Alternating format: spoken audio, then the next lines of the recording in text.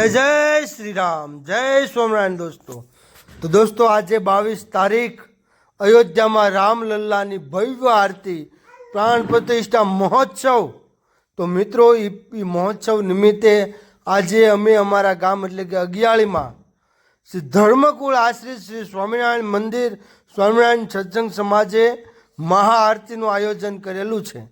तो चलो मित्रों आपणे जल्दी से जाइए स्वामिनारायण मंदिरे अने करिए भगवान की आरती।